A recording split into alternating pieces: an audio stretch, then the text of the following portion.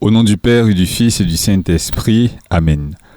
Mon Seigneur et mon Dieu, je crois fermement que tu es ici, que tu me vois, que tu m'entends. Je t'adore avec profonde révérence, je te demande le pardon de mes péchés et la grâce de faire avec profit ce moment de prière. Ma Mère Immaculée, Saint Joseph, mon Père et Seigneur, mon ange gardien, intercédez pour moi.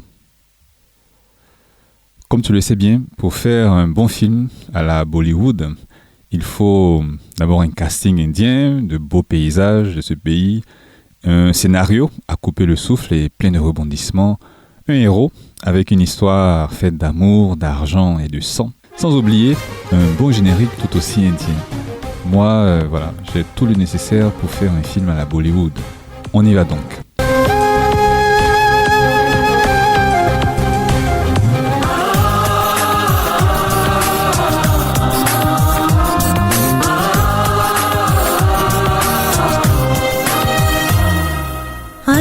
ಶಿಷ್ಯನಾಯ ಮಾರ್ತೋಮ ಭಾರತ ಭೂವಿನ ರೋಹ നൽകിയ ദാനം കടലും താണ്ടി അണഞ്ഞു മാർത്തോമ മാമല തിങ്ങും മാമുനിമാരുടെ നാട്ടിൽ.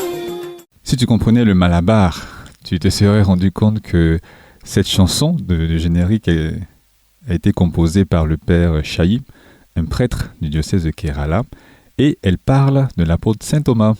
Elle s'intitule Aruma Shishanaya Martoma.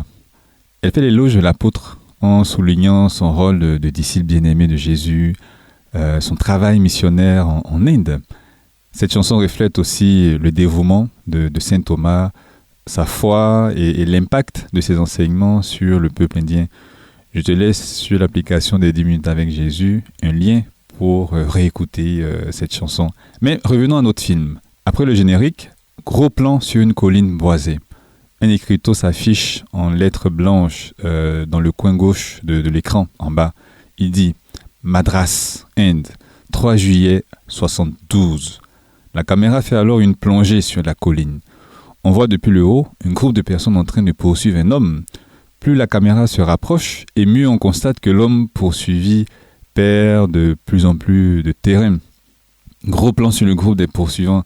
Ils sont comme ivres de colère. L'un d'eux vise le fuyard avec sa lance.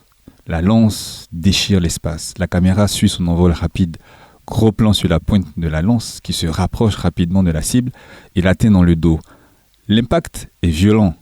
Du sang gicle sur l'écran. Thomas, blessé, tombe lourdement. Alors commence un flashback en noir et blanc.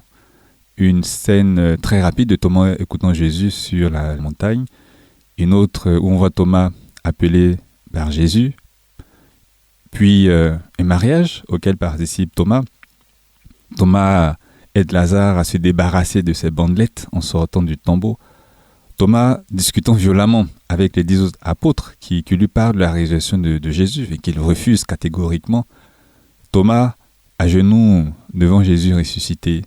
Ensuite, Thomas souriant en voyant Marie monter au ciel et la ceinture de celle-ci tombe entre ses mains. Ensuite, Thomas en voyage dans plusieurs endroits. Thomas en Turquie, Thomas en Irak, Thomas en Syrie, Thomas en Iran, Thomas en bateau jusqu'à la région de Kerala dans le sud de l'Inde. Thomas en pleine prédication. Une autre scène rapide où on voit Thomas préparant des plans pour une construction demandée par le roi de Mylapore.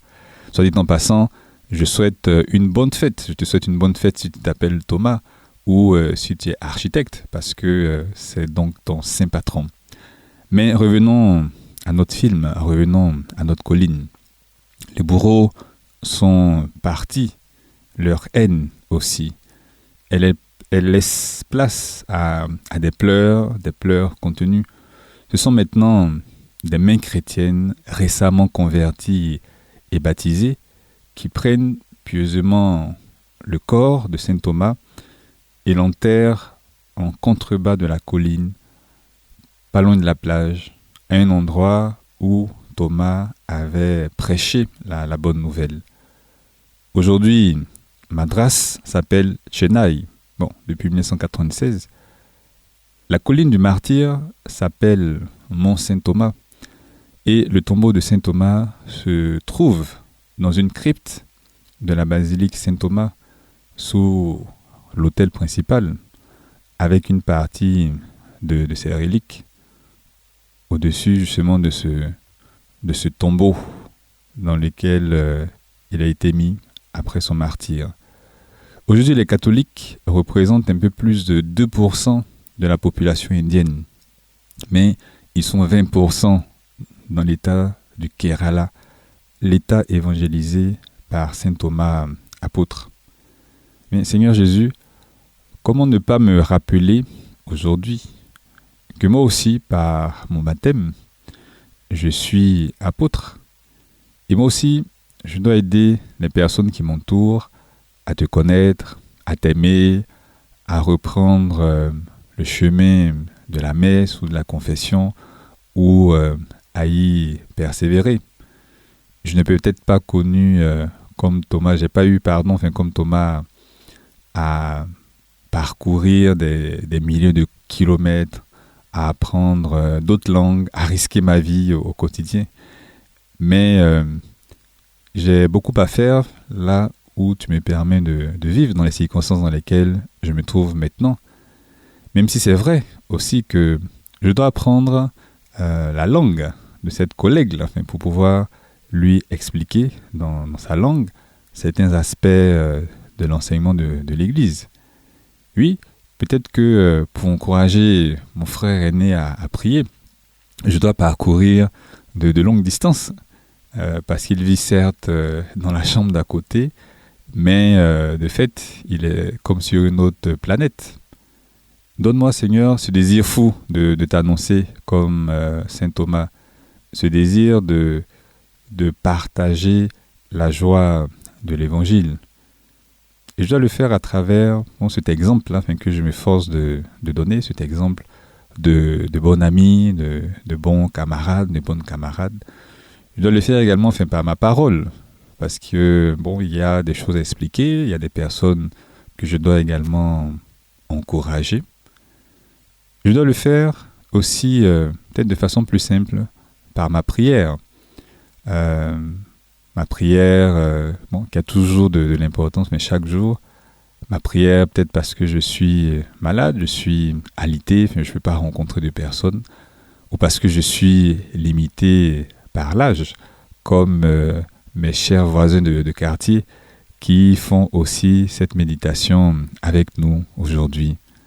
Eh bien, quelles que soient les circonstances dans lesquelles je me trouve, quelles que soient les circonstances dans lesquelles je vis, eh bien, je peux et je dois contribuer à ce travail d'évangélisation qui est toujours en cours, qui est toujours d'actualité.